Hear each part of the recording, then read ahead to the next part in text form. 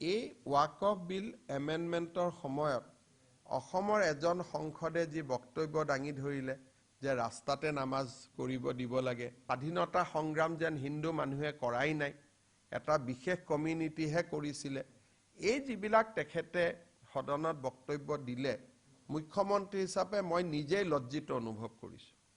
অসমৰ মুছলমান মানুহেও নিবিচাৰে ৰাস্তাত নামাজ কৰাটো। ধুনীয়া মছজিদ বনাইছে, তেওঁলোকে মছজিদত নামাজ পঢ়ে। দেশৰ ওচৰত অসমে লজ্জা পাবলগীয়া হৈছে, লাজ পাবলগীয়া হৈছে এনেকুৱা বিবৃতিৰ কাৰণে। देशवासियों से मैं क्षमा मांगता हूं कि हमारा संसद ने ही ऐसा भाषण दिए संसद में। हम आशा करता हूं कि असम का लोग जरूर सबक सिखाएगा उसका कारण समय आने पर।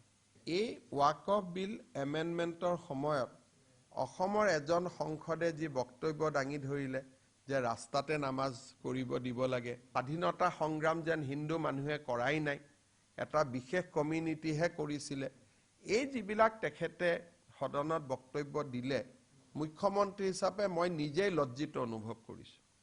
অসমৰ মুছলমান মানুহেও নিবিচাৰে ৰাস্তাত নামাজ কৰাটো। ধুনীয়া মছজিদ বনাইছে, তেওঁলোকে মছজিদত নামাজ পঢ়ে। দেশৰ ওচৰত অসমে লজ্জা পাবলগীয়া হৈছে, লাজ পাবলগীয়া হৈছে এনেকুৱা বিবৃতিৰ কাৰণে। देशवासियों से मैं क्षमा मांगता हूं कि हमारा संसद ने ही ऐसा भाषण दिए संसद में।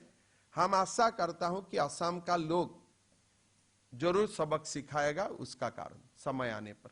এই ৱাকফ বিল এমেণ্ডমেণ্টৰ সময়ত অসমৰ এজন সংসদে যি বক্তব্য দাঙি ধৰিলে যে ৰাস্তাতে নামাজ কৰিব দিব লাগে, স্বাধীনতা সংগ্ৰাম যেন হিন্দু মানুহে কৰাই নাই, এটা বিশেষ কমিউনিটিহে কৰিছিলে, এই যিবিলাক তেখেতে সদনত বক্তব্য দিলে, মুখ্যমন্ত্ৰী হিচাপে মই নিজেই লজ্জিত অনুভৱ কৰিছোঁ।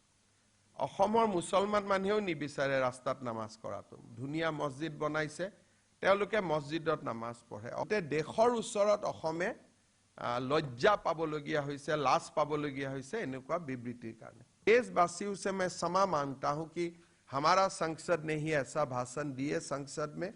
हम आशा करता हूं कि असम का लोग जरूर सबक सिखाएगा उसका कारण समय आने पर।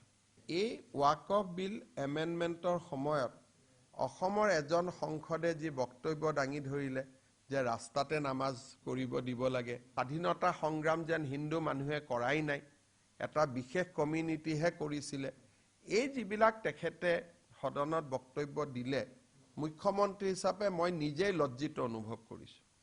অসমৰ মুছলমান মানুহেও নিবিচাৰে ৰাস্তাত নামাজ কৰাটো। ধুনীয়া মছজিদ বনাইছে, তেওঁলোকে মছজিদত নামাজ পঢ়ে। দেশৰ ওচৰত অসমে লজ্জা পাবলগীয়া হৈছে, লাজ পাবলগীয়া হৈছে এনেকুৱা বিবৃতিৰ কাৰণে। देशवासियों से मैं क्षमा मांगता हूं कि हमारा संसद ने ही ऐसा भाषण दिए संसद में। हम आशा करता हूं कि असम का लोग जरूर सबक सिखाएगा उसका कारण समय आने पर।